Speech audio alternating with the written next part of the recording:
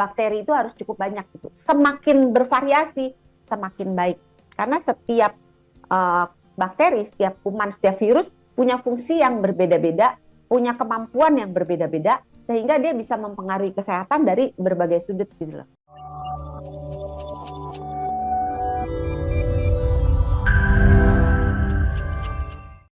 Dengan jumlah 40 triliun mikrobiota yang bahkan lebih dari sel tadi, apa dampaknya bagi tubuh? Nah, sebetulnya si mikrobiota ini fungsinya banyak banget. Mulai dari menjaga kesehatan fisik dan menjaga kesehatan mental. Bingung kan sampai segitunya gitu ya. Sampai mental ya? Ya, sampai mental. Karena beberapa hormon yang mempengaruhi, beberapa zat kimia yang mempengaruhi fungsi kinerja otak itu dihasilkan oleh si bakteri yang ada di kebanyakan di saluran pencernaan kita. Jadi sampai mempengaruhi ke kesehatan mental. Kalau terjadi ketidakseimbangan bakteri di dalam tubuh kita, maka bisa terjadi peningkatan resiko depresi, ansietas, dan Alzheimer, dan berbagai penyakit-penyakit yang terkait dengan gangguan mental. Terus dia juga mempengaruhi tubuh kita secara fisik ya.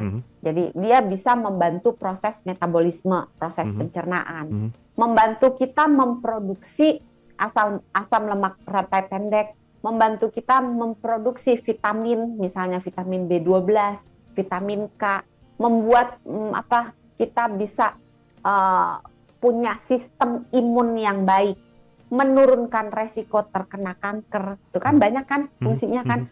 Terus dia juga bisa membantu membuat kita tuh jadi lebih sulit terserang penyakit.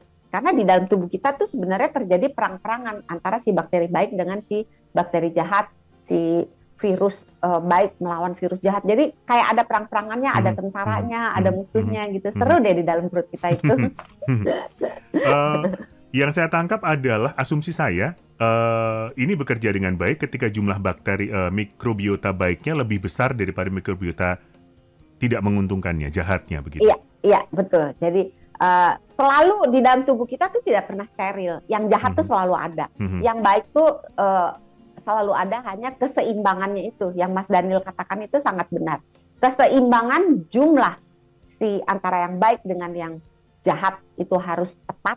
Dan variasi berbagai macam jenis bakteri itu harus cukup banyak gitu. Semakin bervariasi, semakin baik.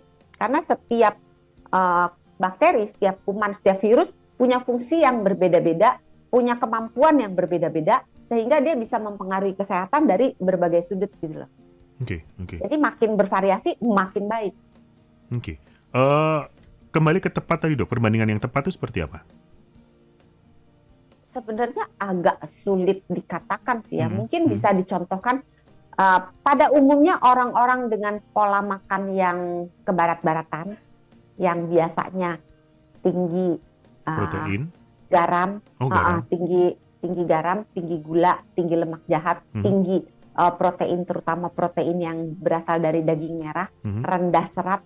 Itu pada umumnya jumlah si bakteri baiknya ini, probiotiknya ini lebih sedikit, dan variasinya, maksudnya kan ini ada kayak suku-sukunya, kayak orang Indonesia itu kan ada suku Jawa, suku Sunda, suku Batak, suku Manado, suku-sukunya ini semakin banyak sukunya semakin baik. Nah, jumlah suku-suku si kumannya ini, si probiotiknya ini pada orang yang pola makannya kebarat-baratan itu lebih sedikit daripada orang yang pola makannya mungkin bisa dikatakan seperti nenek-nenek kita yang zaman dulu gitu. Jadi banyak hal yang bisa mempengaruhi keseimbangan dari si probiotik ini.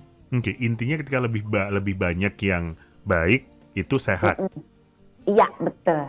Oke, baik. Tidak hanya sehat ya, tapi juga bugar, tapi juga secara mental juga baik, produktivitas baik gitu, meningkatkan level kesehatan kita naik.